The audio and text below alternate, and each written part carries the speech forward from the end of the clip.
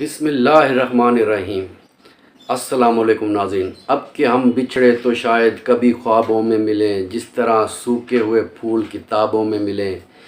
چکوال کے جلسے کے اندر عمران خان صاحب نے ایک اعلان بولا کہ جی کہیں سے فون کالز آئیں، اگر آپ کو دھمکی ملے تو آپ نے دوبارہ ان کو واپس دھمکی دینی ہے، یہ کر دینا ہے، وہ کر دینا ہے۔ تو اس کے اوپر مجھے یہ جو غزل ہے مہندی حسن کی یہ یاد آ گئی کہ اب کہ ہم بچھڑے تو شاید کبھی خوابوں میں ملیں، جس طرح سوکھے ہوئے پھول کتابوں میں ملیں۔ یہ بات عمران خان صاحب نے چکوال کے ہی جلسے میں کیوں کی؟ یہ بہت اہم بات ہے ناظرین، جس موضوع پہ بات کرنا چاہتا ہوں کہ جو چکوال کے جو پہاڑ ہیں ان کو دیکھ کے عمران خان صاحب خوف زدہ کیوں ہوئے؟ تو آج میں آپ کو بتاؤں گا آسان الفاظ میں۔ یوتھ یہ بولتے ہیں کہ جی آپ کیا بول رہے ہیں، ہمیں تو آپ کی بات کی سمجھ نہیں آتی۔ میں نے کہا جو سننے والے ہیں، جو سمجھدار لوگ ہیں، جو زیادہ گہرائی والی باتیں سمجھ جاتے ہیں، ان کے لیے باتیں ہیں، تم یوتھیوں کے لیے نہیں ہیں، کیونکہ تمہیں صرف اپنے لیڈر کی جو گند ہے، غلاظت ہے، صرف وہ سمجھ آتی ہے، کام کی بات تمہیں سمجھ نہیں آتی۔ تو میں اپنے ناظرین کو سمجھاؤں گا اور بتاؤں گا کہ ناظرین چکوال میں یہ جو بات کرنے کا مقصد کیا تھا کہ چکوال کا ہی ایک انسان ہے، ایک شخصیت ہے جس کو عمران خان بڑا پسند کرتے ہیں، اور جب یہ چکوال میں کھڑے ہو کے جلسہ کر رہے تھے تو تب ان کو یاد آ گیا کہ میں بھی بڑی فون کالز کرواتا تھا۔ یہاں پہ آپ کو ایک بات بتاتا جاؤں ناظرین، یہ جو فون کالز ہیں یہ میرے یا آپ جیسے انسان کو نہیں آتی، نہ ہی کسی صحافی کو آتی ہیں، نہ ہی کسی ٹی وی چینل کے جو ہوتا ہے اونر اس کو آتی ہیں۔ یہ جاتی ہیں ایم پی ایز اور ایم این ایز کو، یہ کالز ان کو جاتی ہیں جو عمران خان صاحب اپنے پچھلے 4 سالہ دور میں کرواتے رہے ہیں۔ سینٹ کے چیئرمین کا الیکشن ہو تو ہاؤس فل نہیں ہوتا تھا، تو یہ ذرا فون کرتے تھے اپنے چکوالی کو کہ یار ذرا فون کرو، ذرا ایک فون تو کر دو اور ذرا میرا ہاؤس تو فل کروا دو۔ تو پھر کال جاتی تھی اور ہاؤس فل ہو جاتا تھا۔ اسمبلی کا بھی یہی حال تھا، ایم این ایز کو، ایم پی ایس کو کال جاتی تھی اور ہاؤس جو ہے وہ فل ہو جاتا تھا۔ اور عمران خان صاحب کو اسی کی عادت ہے،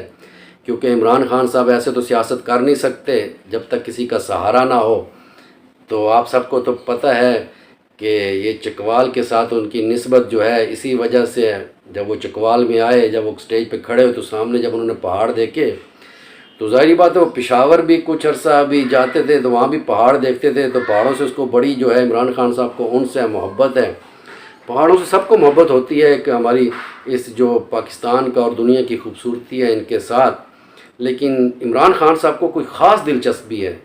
خاص طور پہ جب کچھ ان کے دوست جو ان کو پشاور لے جاتے تھے تو وہاں بھی پہاڑ دیکھتے تھے اور پھر یہ جو کچھ کہتے تھے کہ ہو جا، اور ہو جاتا تھا۔ تو ایسے ہی اب یہ جو چکوال کا میں بھی ایسے ہی وہ کرتے تھے کہ ہو جا اور ہو جاتا تھا، ایک کال ہوتی تھی اور جو ہے وفائیں ادھر سے ادھر چلی جاتی تھی۔ اور اب جو بات کرنے کا مقصد ہے ناظرین وہ یہ ہے کہ آپ سب کو تو پتہ ہے کہ ابھی جو پنجاب میں افواہیں گردش کر رہی ہیں اور بڑی سرگرم ہیں کہ کچھ دنوں میں پنجاب کی حکومت چینج ہونے والی ہے۔ تو اصل بات جو تھی عمران خان صاحب کے ذہن میں وہ ہے کہ پنجاب کی حکومت جو چینج ہوگی تو ظاہری بات ہے ان کے ساتھ بھی کچھ لوٹے جو ہے شمار تو ہوئے تھے نا، کچھ لوٹے ان کی پارٹی میں بھی تو شامل ہوئے تھے وہاں سے۔ تو اب ان کو ڈر ہے کہ جیسے میں نے اپنے دور میں جو کالز کروائی تھی اور کچھ لوٹے میرے ساتھ شامل ہو گئے تھے، اب یہ لوٹے دوبارہ بھی تو ادھر جا سکتے ہیں۔ اگر 5 سے 6 لوٹے دوبارہ واپس چلے گئے تو جو ہے چیف حکومت ہے اس کا تو ستیہ ناش ہو جائے گا۔ اتنی مشکل سے میں نے جو ڈاکو تھا پرویز الہی اس کو یو ٹرن لے کے سب کچھ واپس لے کے اور اپنی جو قوم یوتھ ہے ان کو راضی کیا کہ یہ ڈاکو نہیں ہے، یہ تو ہمارا وفادار ساتھی ہے۔ تو اتنی مشکل سے ایک حکومت بنائی ہے پنجاب کی، تو اب یہ یکدم چلی جائے گی یہ کال کے اوپر۔ تو اس پہ ذرا عمران خان صاحب لوگوں کو بول رہے تھے کہ جی ان کو بول رہے تھے، اصل سنانے کا مقصد اپنے M P M N S کو تھا کہ ڈرو نہیں، میں تمہارے ساتھ ہوں، تم کو کال آئے تو واپس ان کو دھمکی دو، یہ کرو وہ کرو۔ تو چکوال میں بھی پھر ان کو یاد آ گیا اور وہ مہندی حسن کی غزل بھی یاد آ گئی کہ کیونکہ اب تو ان کے ہوش اڑ گئے ہیں نا، ان کو تو پتہ چل گیا کہ اب یہ جو ہے ناممکن ہے، اور عمران خان صاحب مطلب کے ساتھ دوستی رکھتے ہیں، مطلب کے بغیر وہ دوستی بھی نہیں رکھتے۔ تو اس پہ پھر انہوں نے ذرا وہ بولا کہ اب کہ ہم بچھڑے تو شاید کبھی خوابوں میں ملیں، جس طرح سوکھے ہوئے پھول کتابوں میں ملیں، اور اس کے اوپر تنبیہ کروانے لگے اپنے ایم پی ایز اور ایم این کو، بھائی دیکھو اگر کہیں سے بھی کوئی کال آئے، کوئی دھمکی آئے تو ڈرنے کی ضرورت نہیں، میں آپ کے ساتھ ہوں۔ آپ نے واپس ان کو دھمکی دینی ہے، آپ نے پنجاب حکومت سے ادھر ادھر نہیں جانا، آپ نے ان کا ساتھ دینا ہے، اس پرویز الہی ڈاکو کا ساتھ دینا ہے، اس کے ساتھ کھڑے رہنا ہے، آٹا مہنگا کرے تب بھی اس کے ساتھ رہنا ہے، یہ سیلاب زدگان کی مدد نہ کرے تب بھی آپ نے اس کے ساتھ رہنا ہے۔ تو کہنے کا مقصد چکوال جلسے میں جو تھا، یہ اتنی بڑی جو انہوں نے ایک دفعہ پھر قوم کو جو ڈیوائیڈ کیا ہے اور قوم کے دماغ کے اندر یہ جو غلاظت ڈالی ہے، اصل مقصد ان کا یہ تھا کہ وہ چاہتے ہیں کہ یہ جو لوٹے ہیں یہ جو گھومے نہیں اور پھرے نہیں، کیونکہ عمران خان صاحب یہ سب کچھ خود کرتے آئے ہیں۔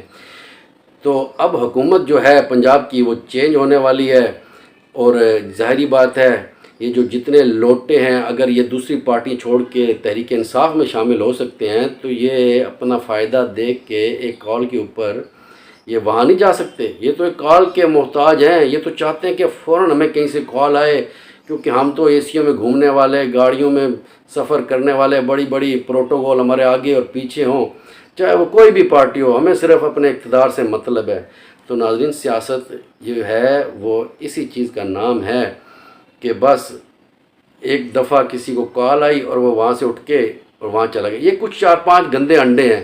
اور یہ جو 4-5 گندے انڈے ہیں یہ جو دوسری پارٹیوں نے صاف کر دیے ہیں، اور یہ سارے گندے انڈے جو پاکستان تحریک انصاف ہے اس کی جماعت میں آپ کو نظر آئیں گے۔ یہ جو بہت زیادہ بولتے ہیں، آپ ان کی باتیں سن لیں، ان کی بڑھ کے سن لیں، اور آپ نیٹ پہ سرچ کر لیں آج سے 4 سال پہلے یہ کس پارٹی میں تھے، اس سے 3 سال پہلے یہ کس پارٹی میں تھے، آپ کو سب پتہ چل جائے گا۔ یہ سارے جو نظریاتی کارکن جن کو یہ اپنے آپ کو بولتے ہیں، ان کی ساری نظریات نکل جائے گی۔ ذرا آپ پیچھے سرچ کر کے دیکھ لیں 4-5 سال یہ کن کن پارٹیوں میں تھے اور وہاں پہ کیا کیا جو کارنامے یہ کرتے ہیں۔ تو یہ ناظرین، چکوال میں کھڑے ہو کے یہ جو بات کرنے کا جو مقصد تھا اور یہ سنانے کا مقصد تھا، یہ صرف اور صرف اپنے جو ان کے ایم پی ایز اور ایم این ہیں ان کو سنانے کا مقصد تھا، کیونکہ عمران خان صاحب کے اندر جرت تو ہے نہیں کہ ایکس وائی زیڈ بولتے ہیں، نام نہیں لیتے، اور نام لے کے ان کے اندر جرت نہیں ہے کہ ذرا بتائیں تو صحیح ایکس وائی زیڈ کون ہے اور کس کی فون کالز آئے گی اور کون جو یہ ہے ان کو جو دھمکیاں دے گا، کیونکہ یہ سب کچھ یہ ان کو پتہ ہے اور یہ کرواتے ہیں اپنے پچھلے 4 سال حکومت کے اندر، اس لیے کیونکہ انہوں نے تو ہمیشہ کسی کا کندھا استعمال کیا، خود تو ان سے سیاست ہوئی نہیں۔ تو بات کرنے کا جو ان کا مقصد تھا اور جو سنانے کا مقصد تھا، یہ عوام کو نہیں تھا، یہ انہی اپنے ایم پی ایز اور ایم این ایز کو سنانے کا مقصد تھا۔ ناظرین، یہ جو خبر ہے یہ بہت اہم ہے، ذرا اس کو غور سے سنیے گا۔ عدالت نے نیب کو بولا ہے کہ پہلے یہ ثابت تو کرو کہ یہ جو جائیداد کے اوپر جو کیس بنایا ہے نواز شریف کی بیٹی مریم صفدر کے اوپر اور اس کے داماد کیپٹن صفدر کے اوپر، پہلے یہ ثابت تو کرو یہ جو جائیداد ہے یہ نواز شریف کی ہے بھی یا نہیں۔ ابھی تو ایک قانون پاس ہو گیا نا کہ اگر میرے پاس گاڑی ہے تو اگر جس نے اس کے اوپر کیس کیا کہ اس نے گاڑی چوری کی لی ہے تو وہ ثابت تو کرے گا، اس کا ثبوت تو لے کے آئے گا کہ یہ گاڑی یہ فلاں جگہ سے اس نے چوری کی ہے، فلاں جگہ اس نے بیچی ہے، یہ سب کچھ جو ہے اس کا ثبوت ہوتا ہے نا۔ پہلے تو کوئی ثبوت نہیں تھا، عمران خان صاحب کال کرواتے تھے یا کچھ اور کرتے تھے تو نیب پکڑ لیتی تھی، 8-8 10-10 ماہ جو ہے جیل میں رکھتی تھی۔ تو اب تو قانون بن گیا نا، اور کہتے ہیں یہ قانون نے اپنی مرضی کا بنایا۔ بھائی جان، قانون وہی بنایا جو آئین کے مطابق ہے کہ ایک چیز جو ہے آپ نے ثابت کرنی ہے تو اب ثابت کرو۔ اب آپ نے جو اس کو سزا دلوائی ہے مریم نواز کو، تو ثابت تو کرو کہ یہ جو اس کی بیٹی ہے نواز شریف کی، تو آپ نے نواز شریف کی جائیداد کے اوپر اس کو جو ہے کیا نام ہے اس کو سزا دلوائی ہے، اس کو نااہل کیا ہے، تو وہ ثابت تو کرو۔ اس پہ جو ہے نیب جو عدالت میں بالکل آنکھیں بند کر کے کھڑی ہوگی، سر نیچے کر کے، سر جی وہ تو عمران خان صاحب نے جی فلاں جی یہ ہوا وہ ہوا، تو ہم تو بڑے مجبور ہیں، تو وہاں پہ کوئی جواب دے نہ پائی، تو پھر سر منہ نیچے کر کے اچھا جی دیکھتے ہیں آگے کیا کرتے ہیں، تو وہاں سے چلے گئے۔ یہ جی ان کی نااہلی ہے۔ اب مجھے یہ بتاؤ ناظرین، آپ سب بڑے سمجھدار ہیں ماشاءاللہ، یہ یوتھی تو میری بات کو کہتے ہیں کہ تمہیں بولنا نہیں آتا، فلاں نہیں کرنا آتا، لیکن ماں جی مجھے بولنا نہیں آتا، لیکن مجھے ذرا آسان الفاظ میں سمجھا دیں کہ ایک شخص اپنی بچوں کی پالیسی کرواتا ہے، ایک شخص اپنے بچوں کی پالیسی کرواتا ہے، تو اس کے بعد وہ ایک گارنٹر لیتے ہیں کہ یار اگر خدا نخواستہ تمہیں کچھ ہو گیا یا تم مرا گئے تو پیچھے تمہارا گارنٹر کون ہوگا جس کو ہم یہ سونپیں، جو آگے آپ کے بچوں کو یہ جو صحیح طرح جائیداد جو ہے تقسیم کر سکے یا کچھ دے سکے، وہ تو ہمیں دو۔ تو پھر یہ اپنے کسی کوئی جو انسان ہے وہ اپنے کسی بڑے بچے کا نام دے دیتا ہے یا اپنے والد کا دے دیتا ہے تو اپنی والدہ کا دے دیتا ہے۔ تو اس پہ جی نواز شریف صاحب نے جو اپنا جو گرانٹر بنایا تھا وہ مریم نواز کو بنایا تھا کہ مجھے خدا نخواستہ کچھ ہو جاتا ہے تو مریم نواز جو ہے وہ یہ جو ہے آگے جو تقسیم کا عمل ہے یہ کر سکتی ہیں۔ تو اس کو بنیاد ڈال کے جی جو جائیدادیں ہیں نواز شریف کی، اس کے اندر جو مریم ہے وہ حصے دار ہے، پارٹنر ہے، یہ جی انہوں نے کہاں سے بنائی ہیں؟ یہ مریم جو ہے اس کے پاس اتنا پیسہ کہاں سے آ گیا؟ اس نے یہ اس کے ساتھ شراکت داری کیسے کر لی اپنے باپ کے ساتھ؟ تو ڈوب کے مر جانے کا مقام ہے ان یوتھیوں کے لیے اور جو ان کے جو لیڈر ہیں عمران خان صاحب کے لیے کہ جنہوں نے گندی سیاست کر کے ایک باپ اور بیٹی کے جو رشتہ ہے جس کے اندر یہ جو ضمانت کا ایک ہمارے اسلامی جو قانون ہے یا جو اسلام کے اندر ہے کہ ایک باپ اپنی بیٹی کے اوپر ٹرسٹ کر سکتا ہے، اس کے اندر بھی انہوں نے خلل ڈالنے کی کوشش کی ہے۔ یہ ہے ناظرین آسان الفاظ میں آپ کو بتاؤں کہ جس کے اوپر مریم نواز شریف کو نائل کیا، صرف ایک گرنٹر بنی تھی بیٹی اپنے باپ کی۔